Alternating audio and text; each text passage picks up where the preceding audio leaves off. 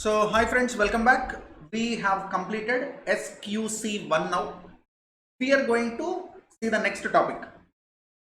In this 10th para, they have given standards on auditing brief overview. Right from SCA 200 se leke SCA 720 tak, all the standards quarter page. In one page they have given 2-3 standards. For example, look at the size of 200, small one, 210, small one. In one page 210 is completed, 220 is also completed. So, and then 230, small para. So, in a very brief manner, they are giving the standards. For quick revision, you can read, but unless you read the full text of the standard, this is fit for nothing. Don't read this and go to exam, okay? If you read this and go to exam, bumper offer to you. Go in the skill, write exam again after 6 months. So, just for quick revision, you can see that at the end of these brief standards, they have given test your knowledge at the end of the chapter. So where is that?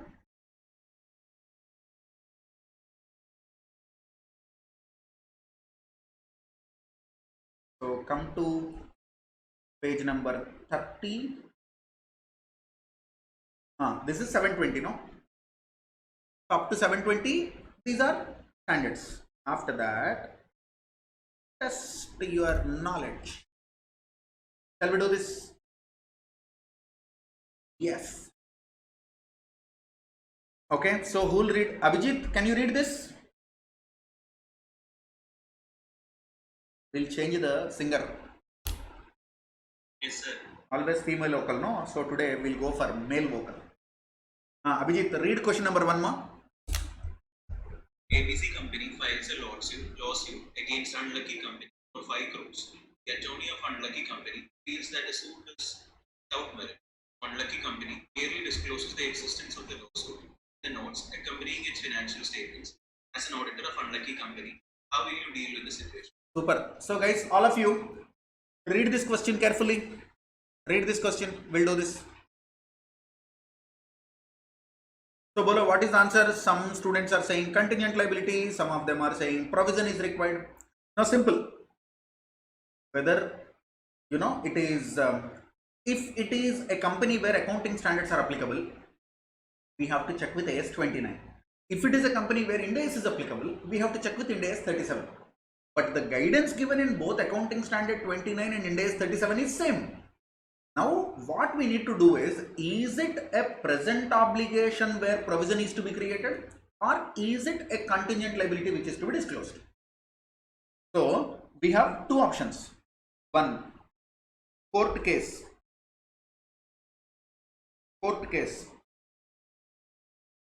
More likely than not.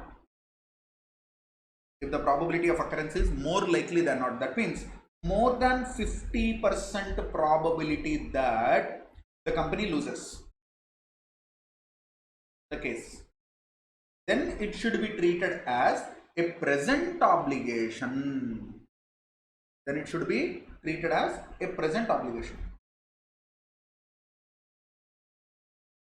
Then you need to check, can it be measured? Reliably measured? Can it be reliably measured? If the answer is yes, a present obligation, if it can be reliably measured, then create a provision, recognize a provision.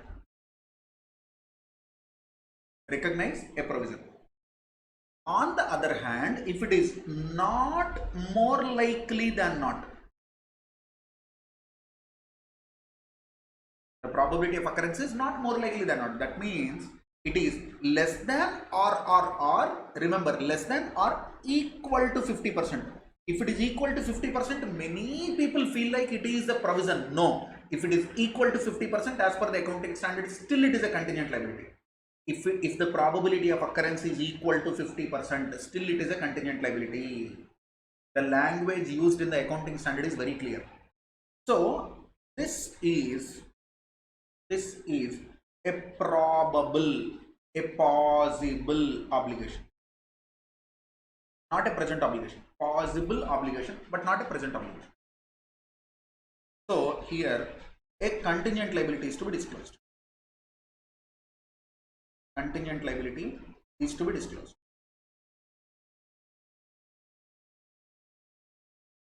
Okay, if you feel like here the probability is remote, the probability is remote. What is the meaning of remote probability? Remote probability means you may take less than 5%. So the possibility of occurrence is less than 5%. Then no need to disclose contingent liability also.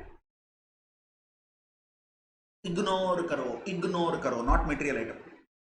This is what the standard says.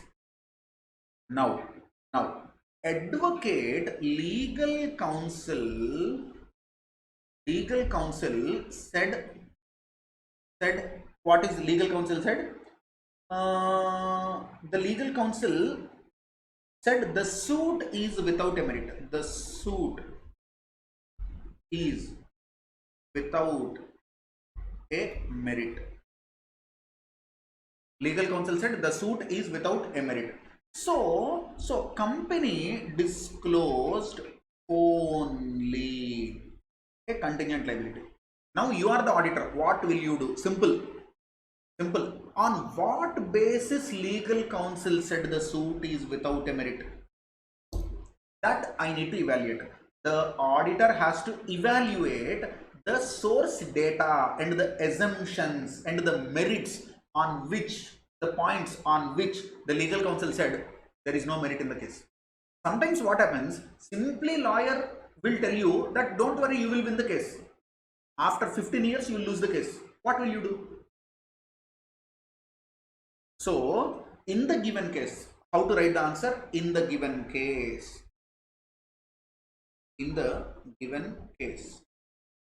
the auditor has to evaluate the source data, information, evidence, reasons based on which the legal advisor informed the company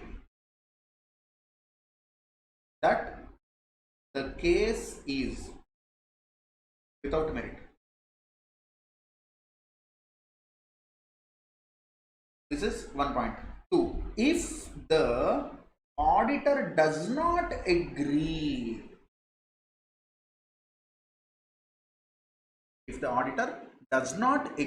to the opinion of advocate, opinion of legal advisor,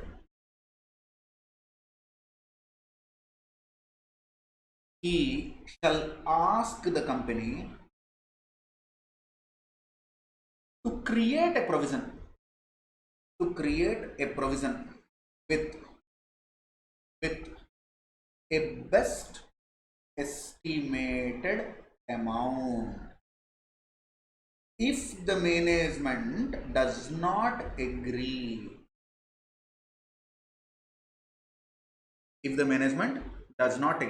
the auditor shall modify the report.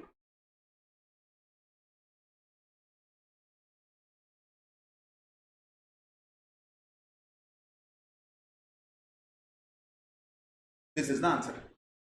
But if you open and see ICAI answer, going concern violation is also there. Now you'll ask, Pawan sir, from where 570 came? Maybe, who knows, this is a small company. 5 crore rupees is more than their net worth. Who knows? If it is a small company and 5 crores is more than their net worth, it might disturb the going concern ability also. ICAI has thought that point also. But normal human beings cannot think like that. Normal human beings write the answer like this. But if you write answers like that, how ICAI wants, it is always beautiful. If the amount is really significant, then it might affect the going concern ability also. That also you can write. There are weird questions. Okay, see, I'll give you one question which I saw in a foreign textbook, not as per Indian auditing, but a beautiful point. See, this question is over. Question number 1 is over. Question number answer is over. I hope you have copied this. So out of the box, I am explaining one situation to you where the answer will really surprise you. The answer will really surprise you. There is one cosmetic manufacturing company.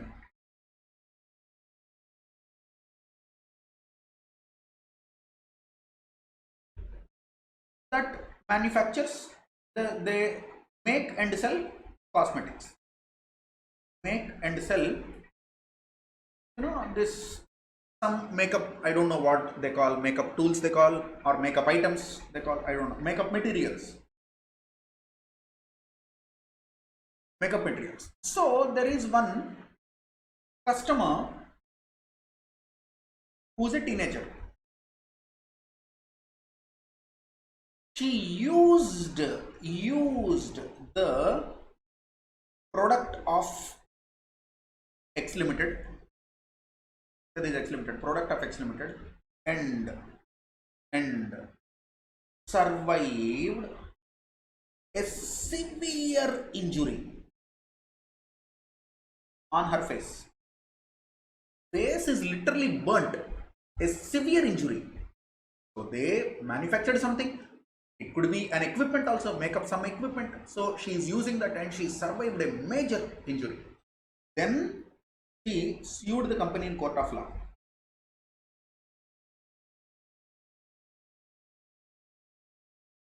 She sued the company in court of law.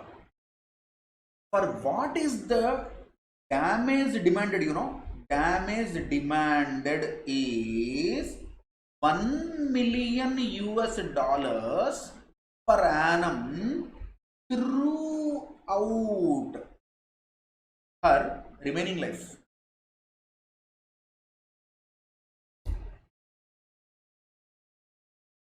What is the damage she is claiming? $1 million per annum throughout my remaining life, because I have to live with this face.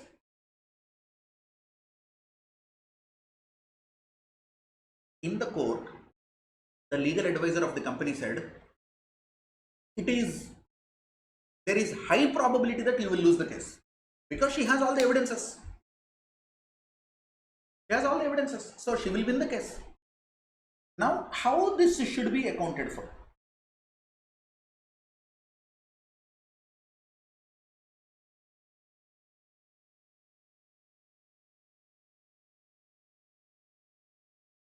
Okay, can you tell me the answer for this? This is the case study given in one of the foreign textbooks, and this seems to be a previously asked examination question there. Guys, can you tell me, is it a contingent liability? Is it a provision? What you are supposed to do? I am waiting for your answer. I hope you understand the facts of the case. Who knows, ICI will convert this into Indian context and will give a question to you in the exam. Possible. Guys, tell me fast, don't take much time. Is it a contingent liability or is it a provision? What do you think? Okay, I am getting answers. One provision, one more student, provision, 5, 6, 7, 8, 9. Everybody is saying provision. It is neither. It's neither. Why? No provision, no contingent liability. Another student is saying provision. Surprisingly, do you know what is the answer?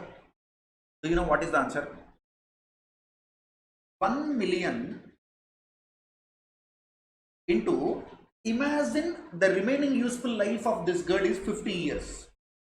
Because in the question they said she is a teenager. She lives another 50 years, no? 1 million into 50 years into discount factors.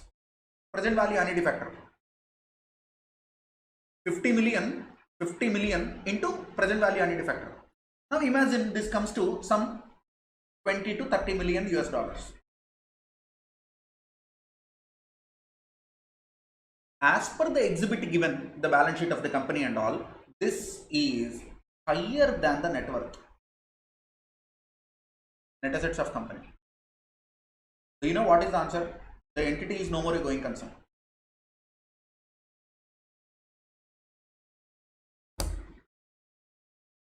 The entity is no more a going concern. Auditor shall apply the standard that the entity is no more a going concern or significant uncertainty to the going concern.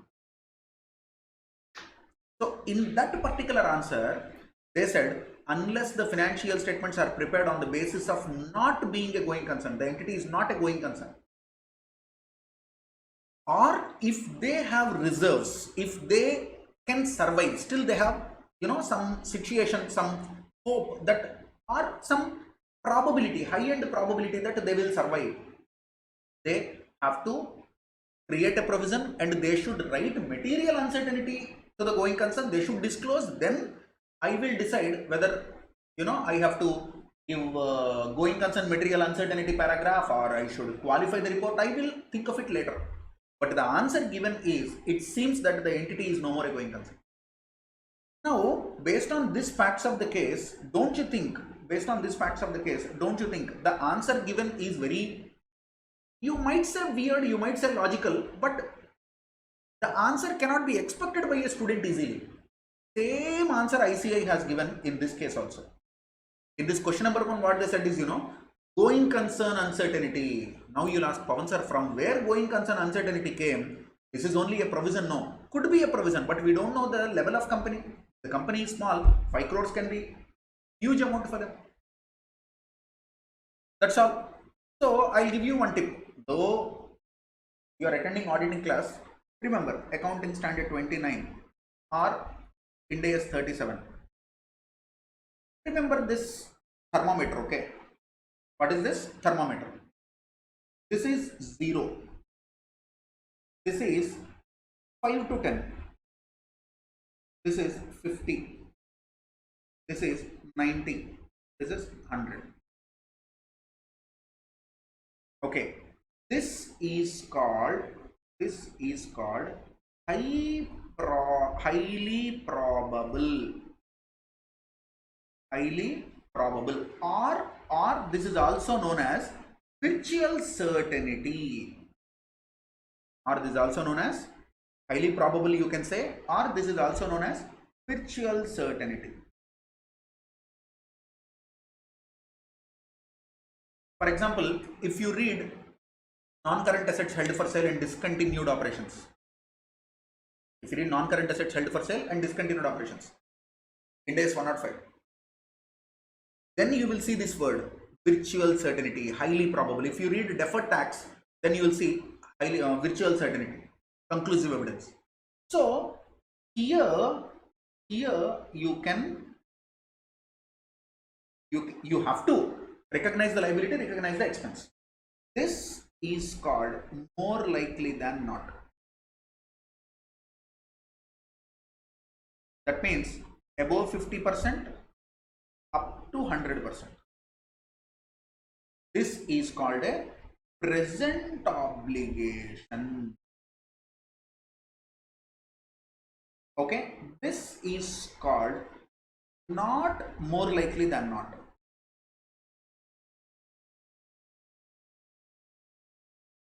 That means less than or equal to 50%.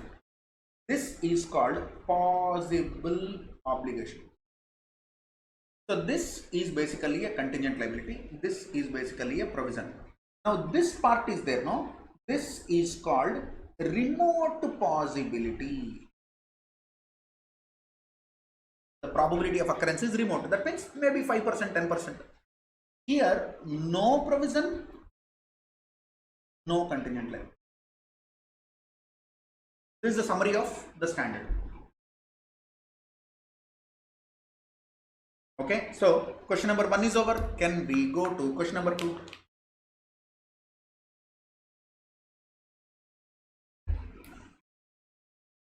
Abhijit, can we go to question number 2? Yes, sir. Okay, read. In the course of audit of K Limited, the auditor Mr. N observed that there was special audit conducted at the instance of on a possible suspicion of fraud and requested for a copy of the report enabled to put on the fraud aspects. Despite many reminders, it was not provided. In absence of the special audit report, Mr. N insisted that he be provided with at least a written representation in respect of fraud on or by the company. For this request also, the management remained silent. Is the evidence correct? Super. Guys, all of you read the question once again. Read the question once again. And what do you think the answer is? Read the question. And what is the answer? Let me know in the chat box. What are you supposed to do? So many students have given the answer withdraw from the engagement. 1, 2 disclaimers came. 1 adverse claim. 1. See, let us see. Do you know there are always 3 answers to a question?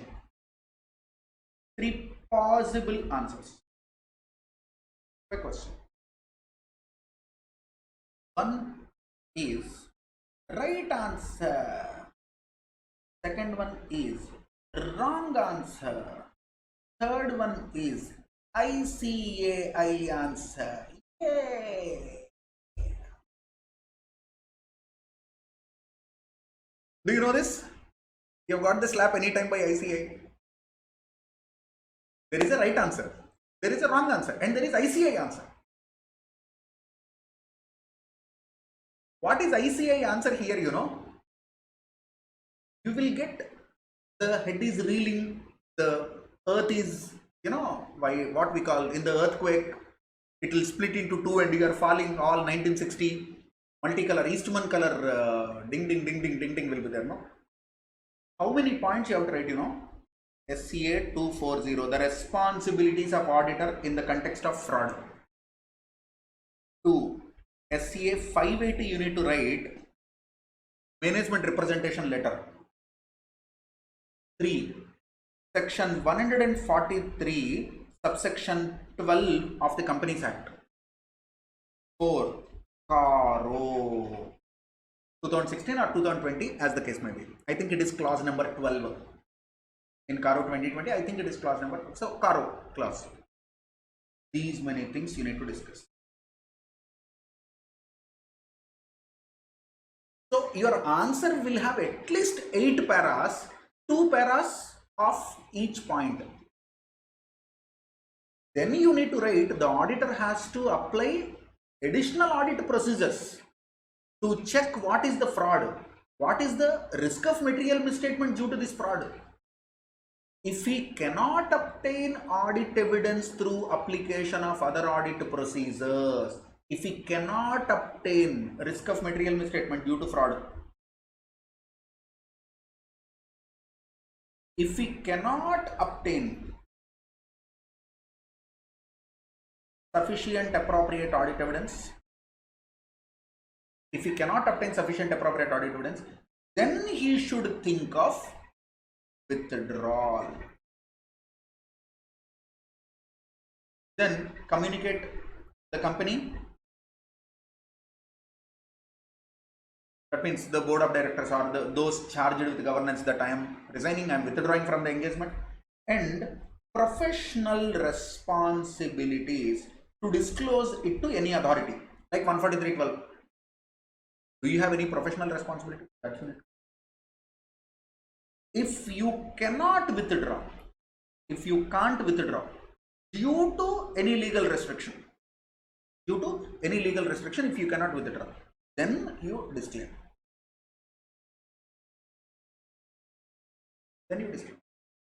This is the answer. See how lengthy the answer could be.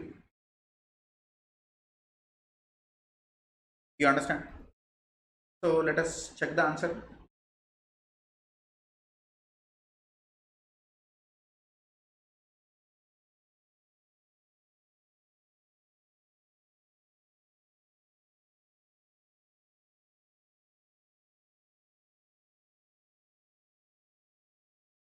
There are the answers. So first answer, contingent liability, going concern, provision, all these things we have discussed. Now here say this. This is second question.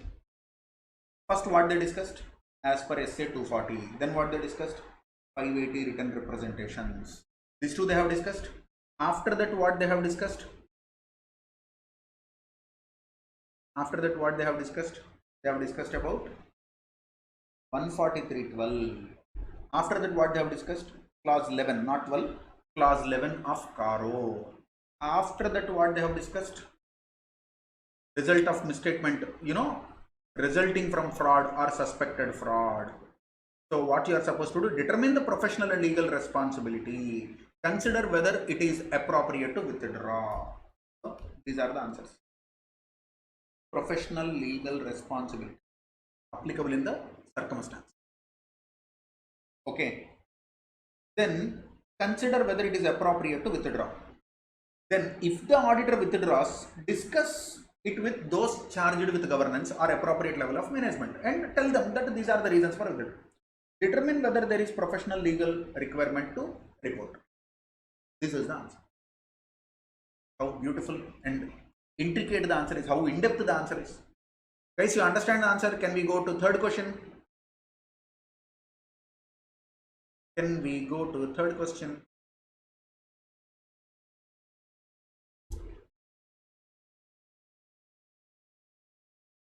Okay. Kavya, can you read question number 3, ma? Yes, sir. Third question. During the course of audit of Star Limited, the auditor received some of the confirmation of the balances of trade payables outstanding in the balance sheet through external confirmation by negative confirmation request. Okay. In the list of payables, there are a number of trade payables of small balances except one, all outstanding of rupees 15 lakh, of whom no confirmation on the credit balance received. Comment with respect to standard of auditing. So what is the standard of auditing you have to refer here? Hello? Which standard? External confirmation. 5, 0, 5. Correct? Huh? Now tell me the answer.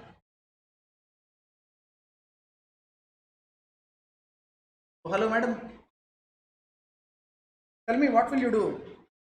So first thing is negative confirmation request. Yesterday only we have discussed this. You remember? So there are small balances, maybe more population, negative confirmation is okay, but there is old outstanding of 15 lakhs. By mistake, what student will write, a provision for this 15 lakhs is to be created. Array, mental, suno, that is not trade receivable, that is trade payable. If it is trade receivable, you can say allowance for uncollectible amounts, provision for bad and doubtful debts. I am not sure whether this amount will be collected, but try to understand this is trade payable. Trade payable confirmation is not given. So what you need to look at, whether the liability is existing on the balance sheet date. Apply alternative procedures. And that too, it is old balance. Inquire the management. Why old outstanding 15 lakh rupees is there? When all others are small amounts, why this is big amount? Why this is old outstanding? Why no confirmation is received? Is it a related party? Do you need to, pay it to someone? Is it a disputed amount? All these kind of things you need to do. You understand? Hello? Can we continue?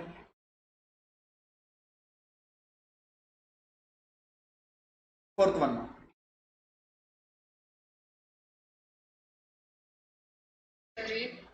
Read question number 4. Question number 4. Mr. Z, who is appointed as auditor of Elite Company Limited, wants to use confirmation request as audit evidence during the course of audit. What are the factors to be considered by Mr. Z when designing a confirmation request? Also, state the effects of using positive external confirmation request by Mr. Z. So this is also based on 505. This is also based on 505 only. So shall we see the answer?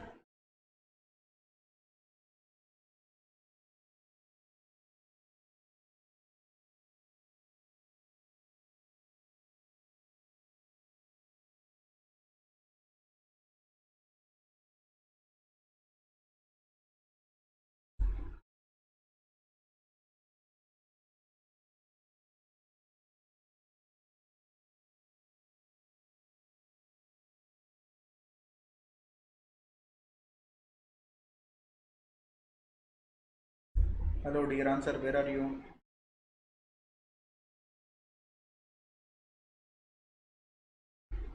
This is third answer. The next one is fourth answer. So, Kavya, can you tell me one thing? In third question, I am going back to third question. Okay, I am going back to third question. So, in my balance sheet, I have written creditors 15 lakhs, and you are unable to get confirmation on this. Okay. This is the question, correct? I said apply alternative procedures. What could be alternative procedure in this situation, man? It cannot be theory, okay? Every time you cannot say apply alternative. There should be one technique. What will you do? What is this alternative procedure? In the creditors book, see if you are a debtor. In the Creditors book, see if you are a debtor. The question is about non-availability of the response to the confirmation request. Yes. The auditor asked, but the creditor is not responding. Zip. We ask for any agreements or. Okay, so you want to verify the agreement between this X Limited and the creditor. Yes. Okay, then See if there is any substantial stock that relates to the creditor or. okay. So shall I tell you ICI answer? Yes, sir. Yes. This is on 31/3/2021 balance sheet. No, you are conducting audit maybe in April, May, June, July, August. Audit report will be given in August, September also sometimes. So subsequent period bank statement is to be verified.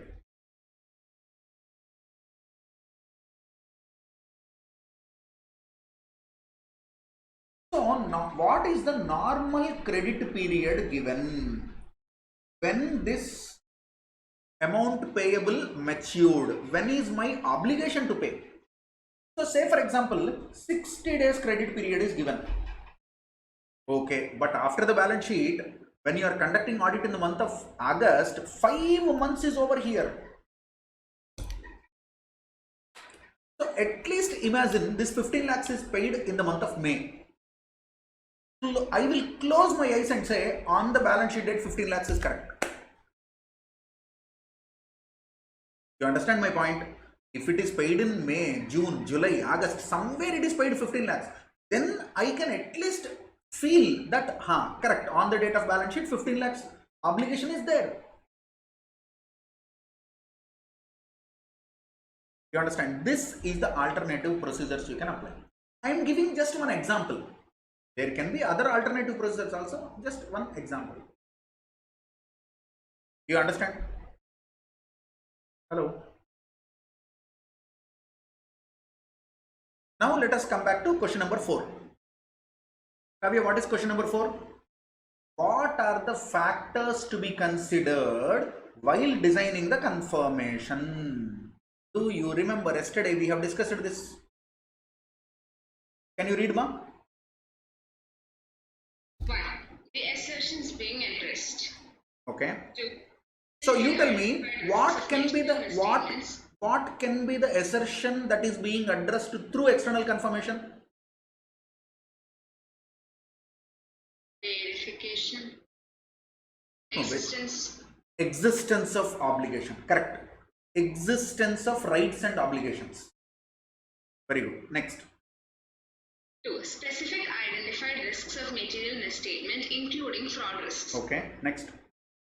The layout and presentation of the confirmation requests. Okay. Next. Prior experience on the audit or similar engagements. Okay. 5. Method of communication, for example, in paper form or by electronic or other medium. Okay. Management's authorization or encouragement to the confirming parties to respond to the auditor.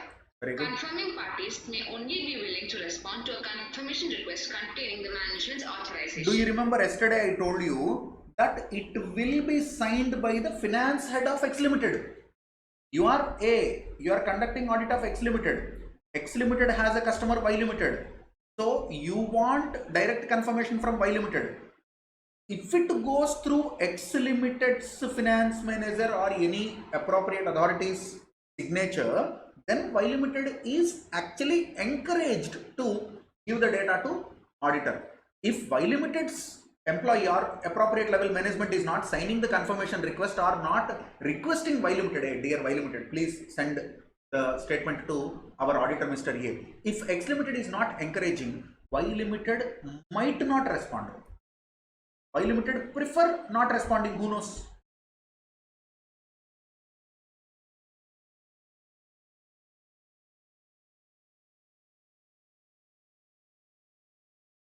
Continue. Seventh point, the ability of the intended confirming party to confirm or provide the requested information, for example, individual invoices amount versus total balance. Okay, next. A positive external confirmation request asks the confirming party to reply to the auditor in all cases, either by indicating the confirming party's agreement with the given information or by asking the confirming party to provide information. A response to a positive confirmation request ordinarily is expected to provide reliable audit evidence. There is a risk, however, that a confirming party may reply to the confirmation request without verifying that the information is correct. The auditor may reduce this risk by using positive confirmation requests that do not state the amount or rather information on the confirmation request and ask the confirming party to fill in the amount or furnish other information. On the other hand, use this type of blank confirmation request may result in lower response rates because additional effort is required by the confirming parties. If you say your balance in our books is 2 lakh rupees, please confirm, then it will take very less time for him to say whether it is 2 lakhs or no. If you ask them how many times I purchased the goods, put the numbers, total, tell what is the total amount, how many number of transactions are there, like this kind of bumper offers you give, he will not even put the effort because it is unnecessary headache for him. So you understand the answer?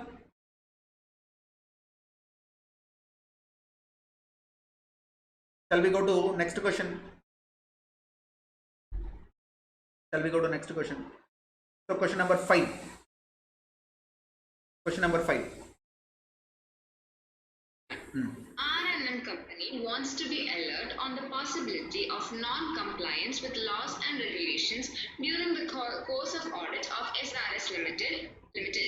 R&M company seeks your guidance for identifying the indications of non-compliance with laws and regulations. Super. Tell me, what is the standard? Standard number bolo.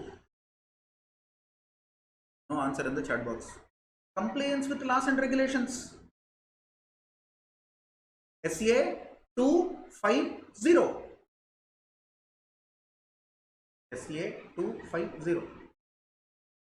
You know or you don't know? You studied this in your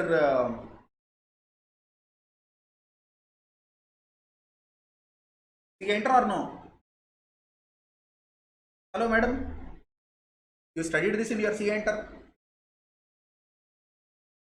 Compliance with law, regulation is the responsibility of whom? Tell me. Whose responsibility it is? Management or auditor? Management. Now what is the role of the auditor? Identify the possible instances of non-compliance. Now see, laws and regulations are categorized into two. Laws and regulations are categorized into two that affect the financial statements. That does not affect the financial. But this may affect going concern again.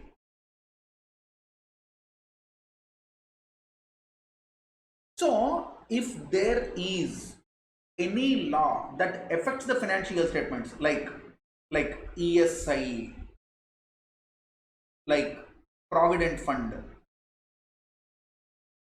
these kind of applicable laws if you are not complying with.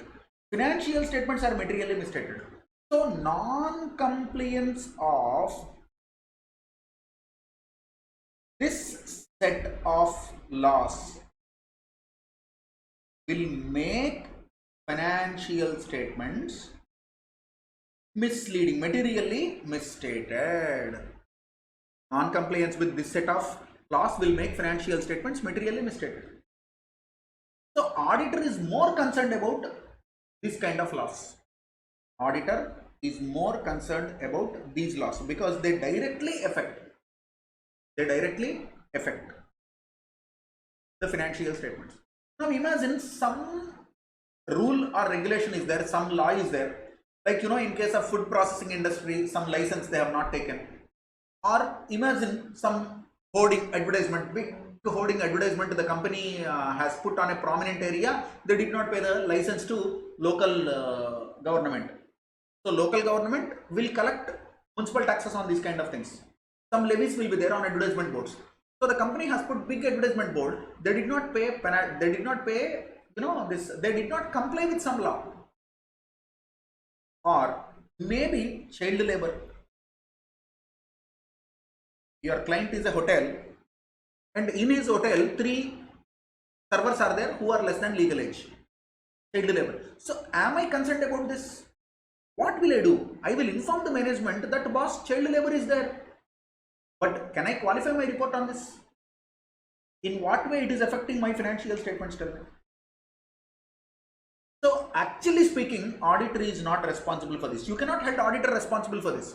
Tomorrow, even if some regulatory authority or governmental authority or local government or collector or this labor department, labor officer or fire safety officer in so and so case, fire safety. So if these kind of people come to the company also for levying penalties or for something, there is absolutely no responsibility on the auditor. You cannot ask the auditor. Auditor is not concerned about this unless it is so severe and it will disturb the going concern ability of the company. For example, in a factory, fire safety equipment is not there and the government is very strict about it. They are seizing the factories. Then you are concerned because the entity will no more be a going concern. So what the auditor has to do? One, management has to identify all applicable laws and regulations. Management has to comply with all laws and regulations. This is the responsibility of management. Now, auditor responsibility is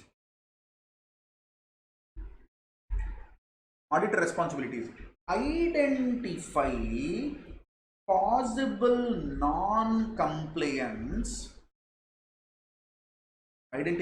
non-compliance with any law or regulation that has an impact on financial statements, which makes financial statements misleading, which makes financial statements materially misstated. Discuss with management or those charged with governance. Verify correspondence between the authorities and client company and client. In my all examples, client is X Limited. So verify the correspondence. Then you can draw some audit conclusion. Okay, if there is a non-compliance, if there is a material non-compliance due to which financial statements are materially misstated, either you give qualified opinion or you give adverse opinion. That's all. This is the summary of SCA 250. Guys, you understand this?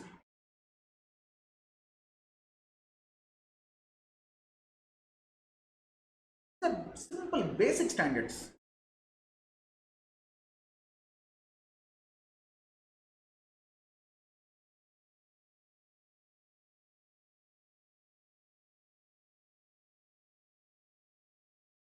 Okay, and one of the superb techniques the auditor can see is auditor can verify legal expenses. Legal expenses paid to advocates. This is an indirect proof that there are some non-compliances happening. So last year, amounts paid to lawyers. Last year, lawyer fee is 2 lakhs. Current year, lawyer fee is 18 lakhs. A clear indication that there is some non-compliance, or there is at least some assessment going on, or some issue going on, some fight going on, some summons, something happened, some regulatory authority is trying to, straighten you. This is one indirect evidence. And they can speak with advocates also. If there is any legal department internally, they can speak, evaluate related party transactions, look at the contracts. All these things auditor can do. Okay. So can you read this, ma? Who's reading? Abhijit or Kavya or Grishma? Who's reading this?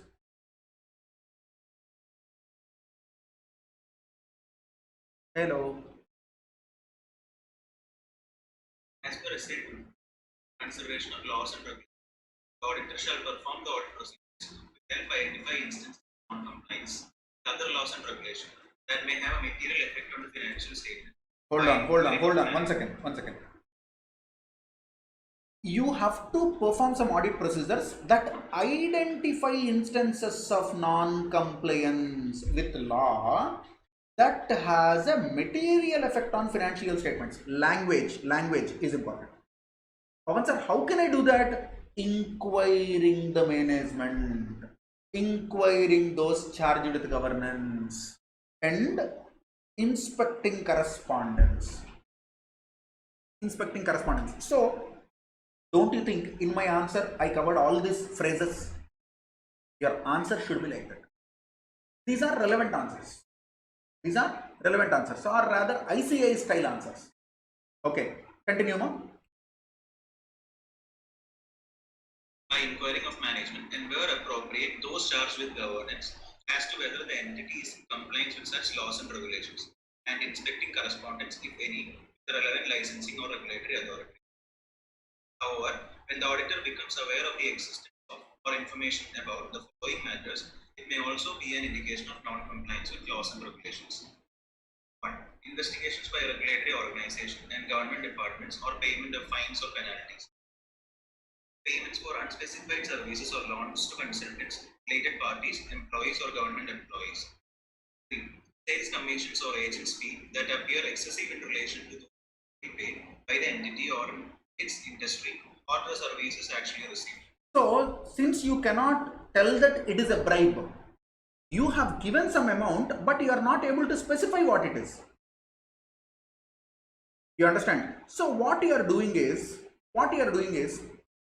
see, for example, I have to give bribe to you.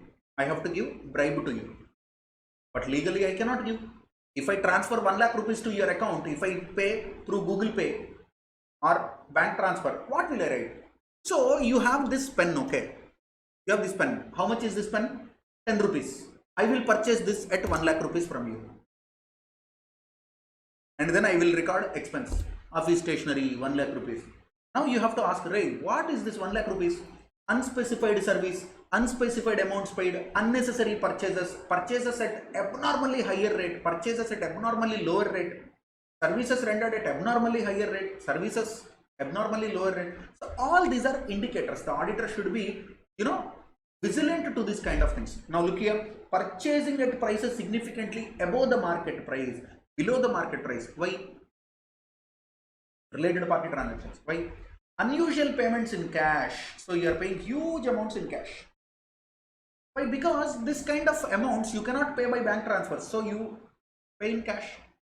Purchase in form of cashier's checks payable to bearer or transfer to numbered bank accounts. That means bearer checks you are giving without any address of the recipient, not account paying check. Unusual payment towards legal and retainership fee. Retainership fee means you have appointed one advocate as legal counsel to your company on a retainership basis. Regular amounts and all you will be paying. So unusual payments. Unusual transactions with companies registered in tax havens. What are companies registered in tax havens?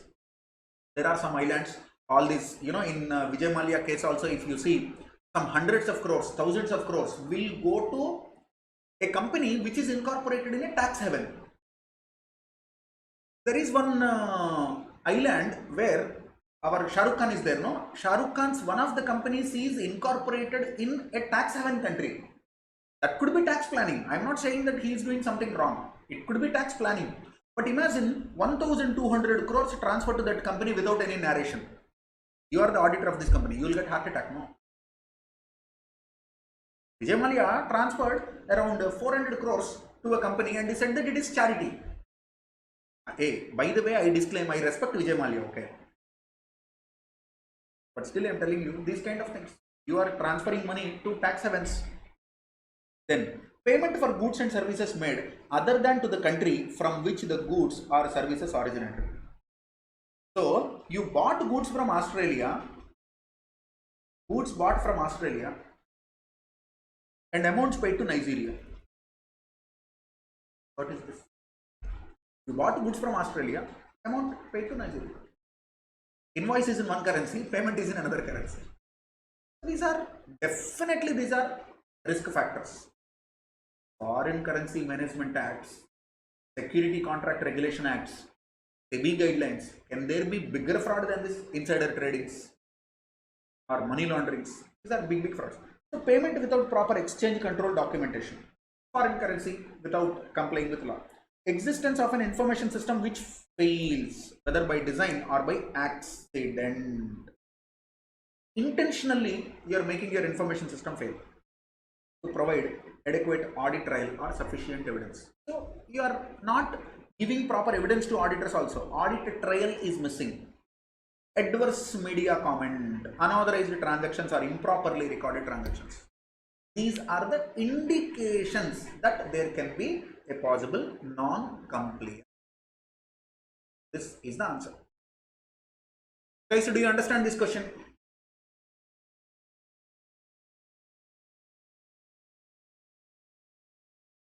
Hello, you understand this answer? Are we done for the day? Remaining question answers we'll see on some other day, or you enjoy homework. So will you do homework of other case studies?